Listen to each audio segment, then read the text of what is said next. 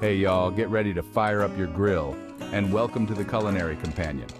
We're about to embark on a righteous road trip, a culinary crusade if you will, through the smoky, savory, and downright delicious world of barbecue. Today, we're diving into the top 5 barbecue recipes that'll make your mouth water. From the tangy sauces to the fall-off-the-bone ribs. Let's get cooking. First things first, we gotta lay down a solid foundation. And that means starting with a barbecue sauce that'll knock your socks off. We're talking a symphony of sweet, smoky, and tangy flavors that'll make your taste buds sing. This ain't your average store-bought stuff, folks. This is homemade goodness that'll take your barbecue game to a whole new level. We're gonna start with a base of ketchup and brown sugar, then kick it up a notch with some apple cider vinegar for that tangy bite. A little Worcestershire sauce adds a savory depth, and a touch of liquid smoke brings that smoky essence we all crave. Now let's talk spices. We're gonna hit it with some paprika, garlic powder, onion powder, and a pinch of cayenne pepper for a little kick. Simmer this bad boy low and slow, letting those flavors meld and deepen. The aroma alone will have your neighbors drooling. This sauce is the real deal. Perfect for slathering on ribs, chicken, pulled pork, or anything you're throwing on the grill. All right, folks, let's talk brisket. This is the king of barbecue, a true test of grilling mastery. We're gonna tackle a Texas-style brisket smoked low and slow until it's tender, juicy, and bursting with smoky flavor. First up, we gotta give this bad boy a proper rub-down. We're talking a simple but effective blend of salt, pepper, garlic powder, and onion powder.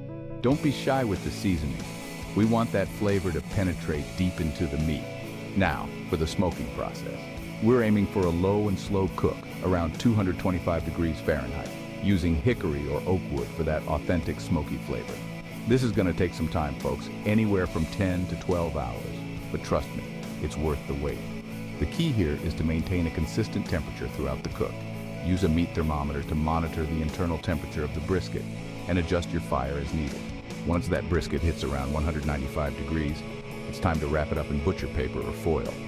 This helps to keep the moisture in and ensures that the brisket cooks evenly. Let it rest for at least an hour before slicing and serving. You'll be rewarded with tender, juicy brisket with a beautiful smoke ring. Next up, we're diving into the world of pulled pork, a barbecue classic that's perfect for sandwiches, sliders, tacos, and more. We're gonna start with a pork shoulder, also known as a Boston butt. This cut is perfect for slow cooking, resulting in tender, flavorful meat that practically melts in your mouth.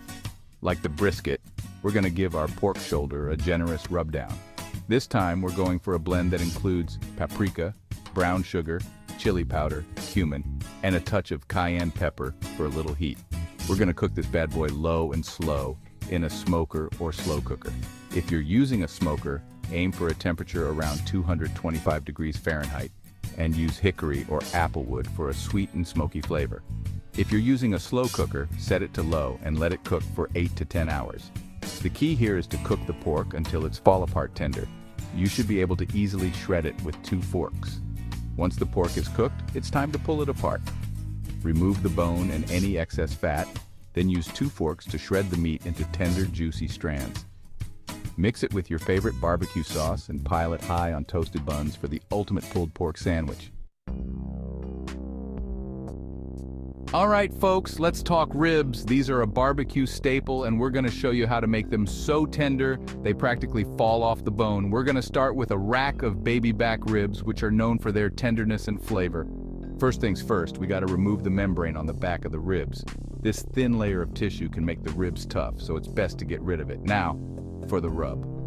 We're gonna use a simple but effective blend of salt, pepper, paprika, garlic powder, and onion powder. Rub it all over the ribs, making sure to get into all the nooks and crannies. We're gonna cook these ribs low and slow in a smoker, aiming for a temperature around 225 degrees Fahrenheit.